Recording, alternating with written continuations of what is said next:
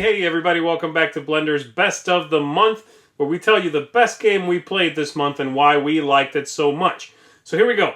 My best game of the month was actually a game that I did not expect to be wowed by, because it's not my type of game, and that is Zombicide Black Plague, a big zombie dungeon crawl kind of game, lots of American-style goodness with, battling and dice chucking and that sort of thing, but the game is spectacular, really well done, highly thematic, and I dug it a lot. So if you are into that kind of game, and hey, even if you're not into that kind of game, check this one out because it might surprise you. The cool factor is through the roof on this thing, so look into it. Zombicide Black Plague is my best game of the month. The hull has been breached. Intruders have made their way onto your ship. Their goal? Total destruction. More than 20 bombs have been detected on board, and the countdown has begun. Your elite bomb defusal team has been called upon to neutralize the threat. My pick this month is Fuse, a high-pressure, cooperative, push-your-luck style, real-time adventure.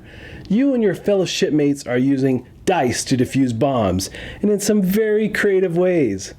Fuse is brought to you by Renegade Game Studios for 1 to 5 players, and each game only lasts 10 minutes. And the countdown is handled by a very clever app. Warning. Enemy activity detected on board. 10 minutes to total ship destruction. High pressure indeed. I really like dice games, and pressure in games when it makes sense. Very thematic, Fuse delivers on all these fronts. The dice mechanism for defusing the bombs is literally a blast. I really like the interaction between your shipmates and all the different ways the cards force you to make decisions and the various ways dice are used to defuse the bombs. This one is a winner, a fun, quick game, and easy to engage, folks. Give it a look. Hey everybody, my game of the month is Star Wars Rebellion. Now, I only got to play this game once so far. I played it, the copy that Tom got, and it is amazing. Now I look at it and I'm like, this game, it's only January and I'm going to call it now. This game is going to be the game of the year for 2016. It is that good. I always said that Star Wars Queen Gambit was my favorite game from Star Wars, but I think Star Wars Rebellion is even better. It's even better. It compares for me to War of the Ring, which is one of my favorite games of all time. And I really feel it's going to be a game that has staying power. It's got everything you want. It feels like you're playing the whole scenario. Star Wars Empire Strikes Back, Return of the Jedi. It is just amazing. Star Wars Rebellion, I don't even have the game yet because it's not in stores, but the instant it does, I'm getting it. You should too. It is my game of the month. Hey folks, this month, our game of the month is a unanimous decision. And that game is... Blood Rage! This is probably one of the most elegant games that we have played in a long time.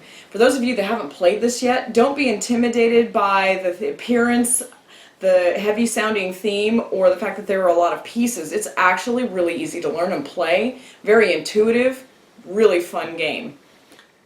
Yeah, it's basically a Euro game meets an Amerithrash game. It has drafting and combat, but it's card-driven combat instead of like dice combat.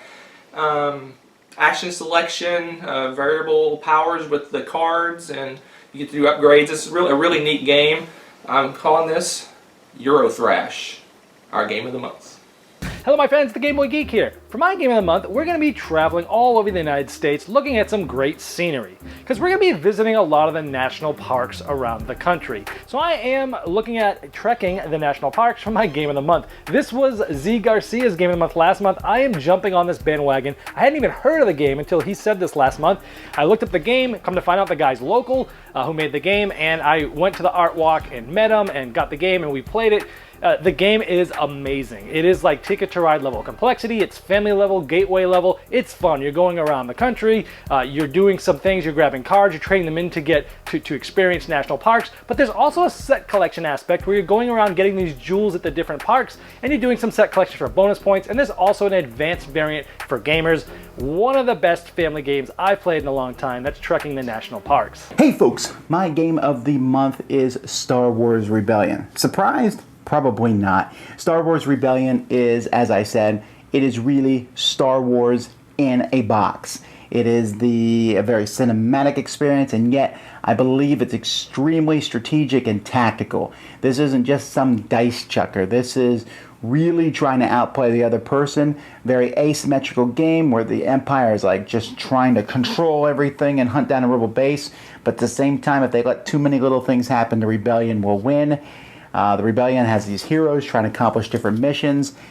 This is one of those games that when I'm done with it, I'm still thinking about it later on, like, oh, I should have done that. And when I'm done with the game, I can tell you the story of what happened in that game. And that, to me, is the mark of a superb game. Easily, not even a close second this month. Best of the month, Star Wars Rebellion.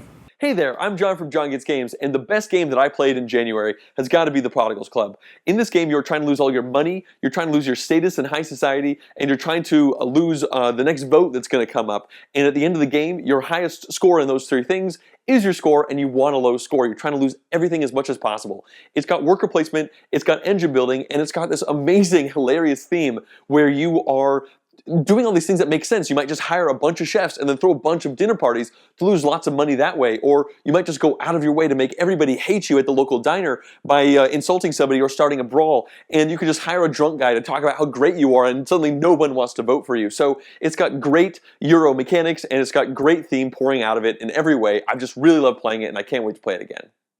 Howdy gamers, Indiana John here, and I hate to be an unoriginal sheep and bandwagon jumper, but I gotta admit it that my best game for January 2016 is Blood Rage, and this game has gotten so much hype and so much buzz, and if you listen to any Dice Tower media at all, including Board Game Blender, a lot of people have talked about this game and how much they like it. I really like it too. It fires on all cylinders as far as an Amerithrash game, a Euro game. It's got amazing components to it, great artwork. It's just got the whole package for me. So check it out if you haven't yet, Blood Rage. Hello, it's Druval here, and my pick for the month of January, I waited a long time because every time I tried to get it, it was always sold out. And that game is Champions of Midgard, designed by Oli Steinus and published by Grey Fox Games. This is a Viking-themed worker placement game with dice rolling to resolve combat. Now for me, this game is just a little bit better than Lords of Waterdeep just because of the dice mechanic. It makes for a lot more exciting game. Well, my pick for the month of January, Champions of Midgard. Check it out. So there you have it, everybody. Those are our best games of the month. Thanks so much for joining us. And come on back in 1 month. We'll be telling you about the best games we played next month. See you.